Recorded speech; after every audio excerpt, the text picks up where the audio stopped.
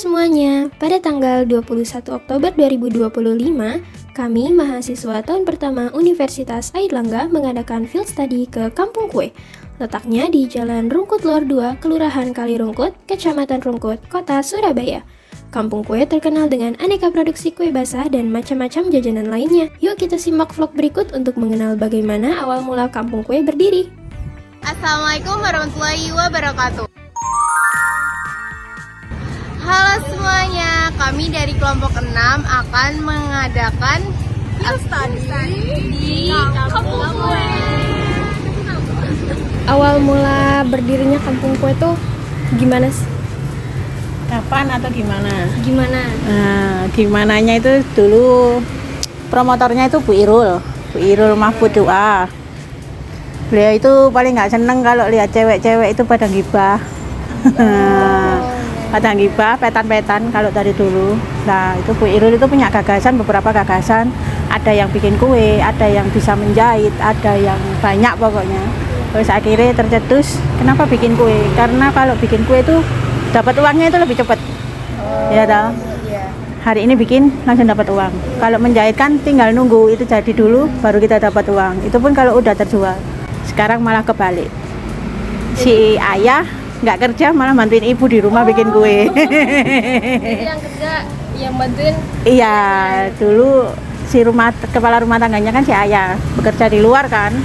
Nah, si ibu di rumah nggak ngapa-ngapain. Nah, sekarang ayah nggak boleh kerja di luar, di rumah aja bantuin ibu bikin kue. Masyarakatnya sendiri itu pernah ada kayak penolakan gitu nggak, Bu? Jadi nggak mau ikutan gitu?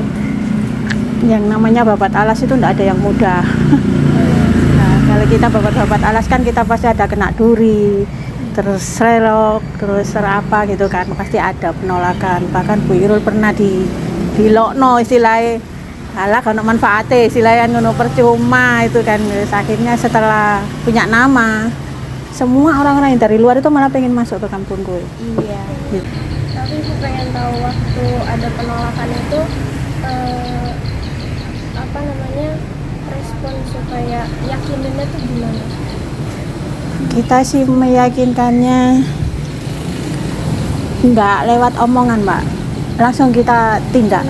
Nah, contoh istilahnya gini, kita ajak dulu kan ada pelatihan, ada latihan memasak ini mereka nggak mau diajak.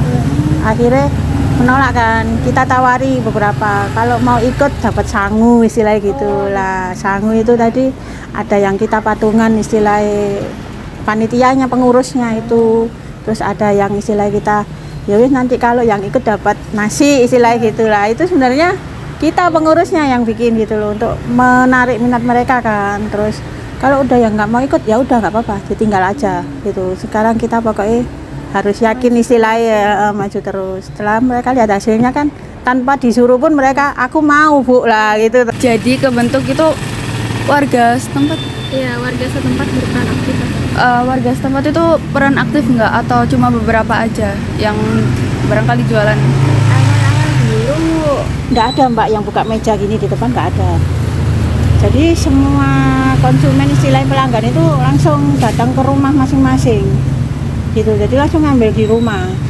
Ini nggak ada. Kalau yang buka meja ini sih masih baru beberapa aja, tahun aja lah 2018 19-an lah. Itu baru buka meja, ada beberapa meja yang buka lapak lah istilahnya. Terus mereka yang bikin di rumah-rumah itu baru dititipin di sini. Terus setelah nama Kampung Kue terkenal, itu pemerintah ada ikut andil nggak Ibu? Ya terkenalnya kan karena pemerintah. Karena ada bantuan-bantuan itu akhirnya mencuat, apalagi sejak wali kotanya Pak Eri kan gencar memperkenalkan wisata-wisata daerah kan lewat TikTok, lewat Instagram. Jadi dari situ mulai lebih Buka dari jam berapa Ibu? jam 4 pagi. Wow. Tapi itu udah rame. Sudah ramenya itu justru jam 3:30 sampai jam 4:30 lah. Berarti yang ngambil pesanan tuh yang buat dijual lagi? Iya, dijual lagi, tenggulak itu. Nah, pokoknya sebelum subuh. Begitu sudah adzan subuh, semua tenggulak itu pasti udah buyar, udah nggak ada. Udah mulai jualan di tempat-tempat. Saya mau tanya, kira-kira apa langkah yang paling penting dalam pengembangan Kampung Kue itu? Langkahnya yang paling penting satu, jangan nggak gampang tumbang aja Mbak. Jadi tetap semangat, apapun yang terjadi itu ya wis lanjut aja gitu. Itu sih mungkin pertama. Kedua mungkin terbentur modal juga, permodalan itu. Apalagi keadaan ekonomi sekarang seperti ini. Itu sih. Terus kalau misalnya di kampung ini kayak orang-orangnya punya keahlian lain, itu apakah mungkin kampung ini itu bisa menarik perhatian gitu? Mungkin Mbak, di sini nggak hanya yang bisa bikin kue aja. Di sini ada yang bisa ngobras, ada travel juga, ada catering juga. Semuanya yang dibutuhkan di luar untuk wisata itu ada di sini semua. Baik, selanjutnya saya mau tanya apa harapan Ibu terhadap kampung kue ini untuk kedepannya? Kedepannya bisa lebih baik lagi, lebih bagus lagi, penjualannya lebih baik lagi lah. Gitu.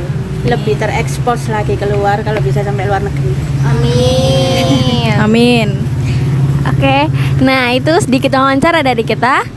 Terus jangan lupa dibeli ya. Terima kasih banyak Ibu sudah meluangkan waktunya untuk kita semua. Jangan lupa dibeli ya. Coming. Kampung Kue Go to Internasional. Amin.